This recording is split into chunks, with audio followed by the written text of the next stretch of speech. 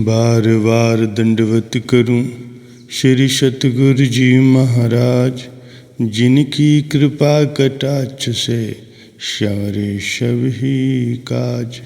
चरण कमल गुरुदेव के पूजू मन चितलाय, जिनके अर्चन ध्यान से जीव परम पद पाए।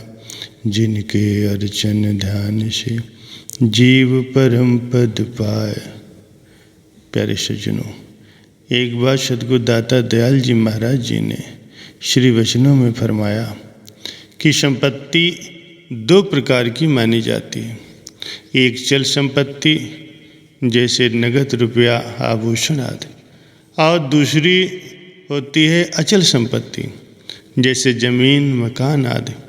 यदि कभी एक शहर से दूसरे शहर जाना हो तो चल संपत्ति अर्थात नगद राशि और आभूषण को एक स्थान से दूसरे स्थान पर सुगमता से ले जाया जा सकता है, जबकि जमीन मकान आदि जो कि अचल संपत्ति कहलाते हैं, उन्हें अपने साथ अन्य स्थान पर नहीं ले जाया जा सकता।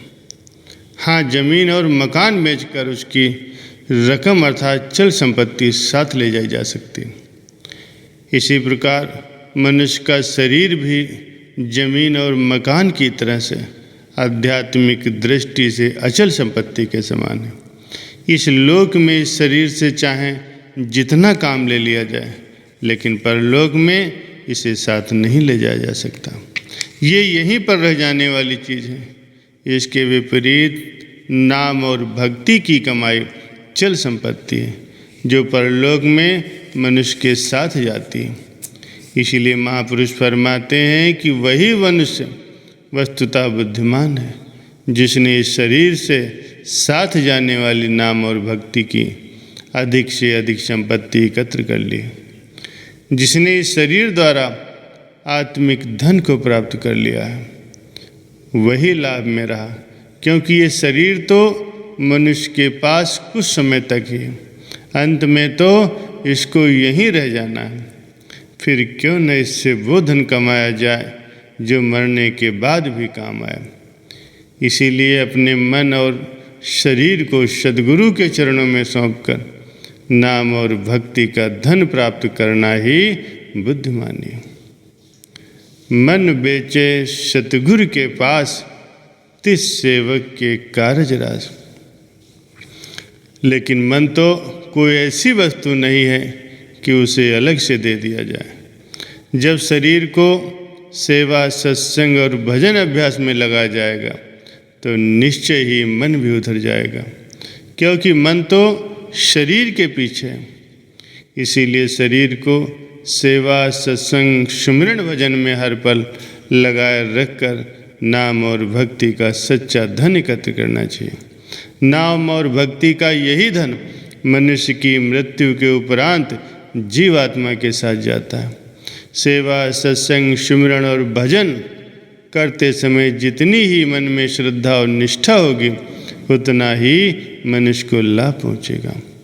एक बात और ध्यान रखना भी मनुष्य के लिए अति आवश्यक है, वो ये है कि नाम और भक्ति का धन एकत्र करने में आलस्य और टाल मटोल कतई नहीं करना चाहिए। यदि मनुष्य ये सोचते हैं कि अभी तो जीवन का बहुत समय पड़ा है, जल्दी क्या है, बुढ़ापा आने पर देखा जाएगा, तो ऐसे लोग बाल्यावस्था खेल कूद में, युवावस्था संसार की विषय वासनाओं में व्यर्थ गंवा देते हैं। वे ये भूल जाते हैं यदि बुढ़ापे से पहले ही शरीर नष्ट हो गया, बुढ़ापे में रोगों ने आ घेरा, तो फिर मनुष्य को नाम की कमाई के बिना ही खाली हाथ परलोक में जाना पड़ेगा। ये कितने दुख की बात है कि एक काम जो मनुष्य अपने जीवन काल में कर सकता था, वो उसने नहीं किया।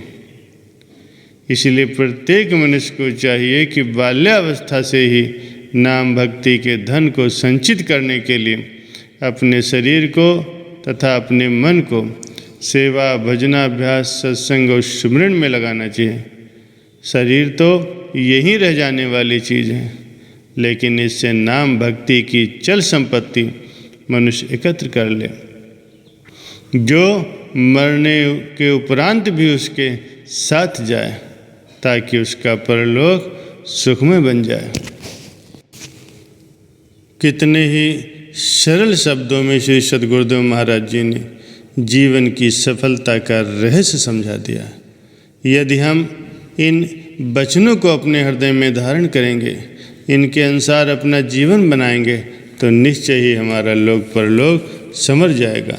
क्योंकि आम संसारी लोग दिन रात सांसारिक धन एकत्र करने में ही लगे रहते हैं, और उसी का ये परिणाम देखकर श्री सद्गुरुदेव महाराज जी ने फरमाया है कि नगद रुपया और आभूषण जो कि चल संपत्ति मानी जाती है, उसे यदि मनुष्य किसी दूसरे स्थान पर ले जाना चाहे तो सुगमता से ले जा सकता है, लेकिन मकान और ज़मीन जो अचल संपत्ति होती है वो मनुष्य चाहे तो नहीं ले जा सकता।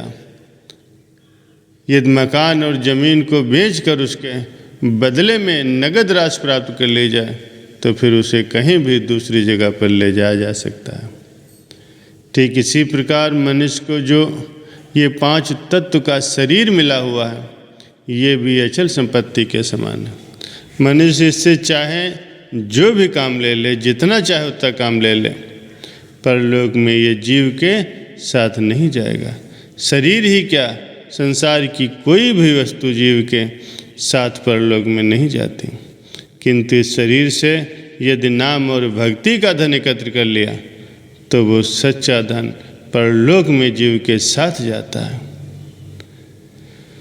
शास्त्रकारों के वचन हैं, धनानि भूमो पशुवस्य गोष्ठे भार्या गृह द्वारे जन शमशाने देहिश्चतायाम परलोक मार्गे धर्मानुगो गच्छति जीवे का। अर्थात धन भूमि में गड़ा रह जाता है, पशु पशुशाला में बंधे रह जाते हैं, स्त्री घर के द्वार तक साथ देती है, रिश्तेदार और मित्र आदि शमशान तक साथ जाते हैं, और शरीर चिता तक साथ रहता है।